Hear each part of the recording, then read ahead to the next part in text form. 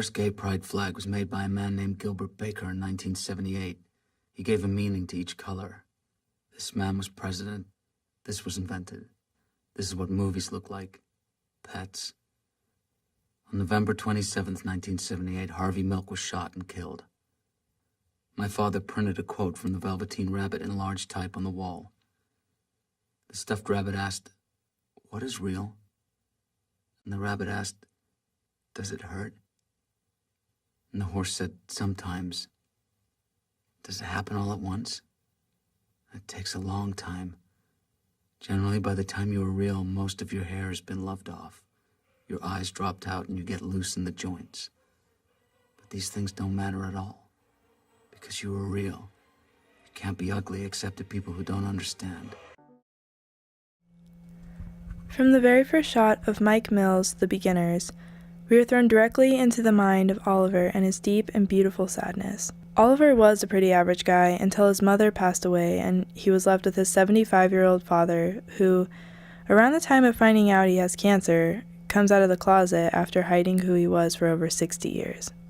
I'm gay. I remember him wearing a purple sweater when he told me this, but actually he wore a robe. I'm gay. The story takes us on an emotional roller coaster in the subconscious and train of thought of Oliver and how he deals with coming to terms of the new physical and emotional state of his father, love, life, his job, and everyday interactions. The film jumps back and forth between recent, past, distant past, and the present quite seamlessly, which is few and far between in recent films. It's difficult to jump around without confusing or losing viewers' interest, but using beautifully cinematic, minimalistic shots, we are able to keep up with the waves of Oliver's mind. We are with Oliver, inside his mind, feeling what he does from the time he is very young, until he's in his 30s. The mind becomes a protagonist in the story, and we are it. There is a strong repetition of these sequences, juxtaposing together images in an almost dreamlike streamline. It's almost as if these images, facts, and footage of varying emotional gauging information create a powerful bond from us to Oliver's stream of conscience. This is what it looks like when she cries. In the same way our thought processes move and grow, we move through the story. Mike Mills is said to have been greatly influenced by classic artists that conveyed this idea of making the viewer an intimately interactive character by placing them directly into the protagonist's mind and way of thinking. Essentially the idea of the story becoming less of the driving force and the characters taking its place. You're forced into physically experiencing what they're feeling through minimalist shot selection, and in turn forcing you to emotionally experience their everyday life with them. Oliver is a thoughtful and self-kept guy. He internalizes issues, and we only really see the way he deals with them through his work as a graphic designer. He uses his job as an outlet for his emotional frustration. The rest of the time, we are mostly just experiencing it through feeling. Two other main characters in the story are his lover, Anna, and his dog, neither of which have the physical capability to speak when introduced, but in actuality, say the most throughout the piece.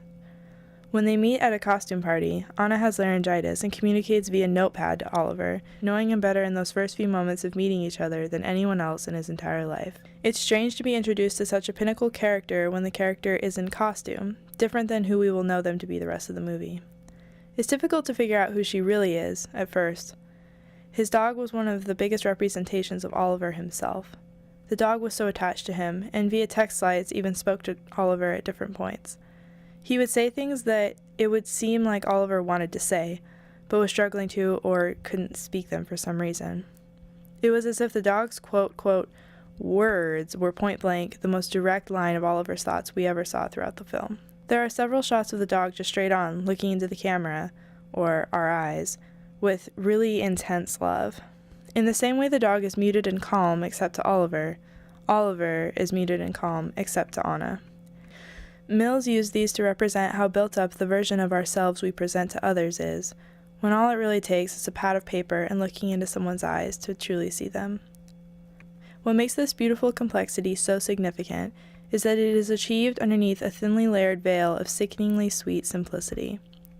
Using simple shot compositions, minimal but intentional lighting that creates a warm tone that really draws you in, all the way down to the simplicity of the music, are all simple, strong, working components in the film.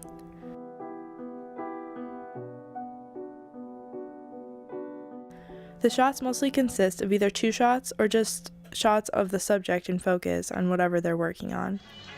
The music draws you in with warm, smooth tones that are sort of vintage sounding.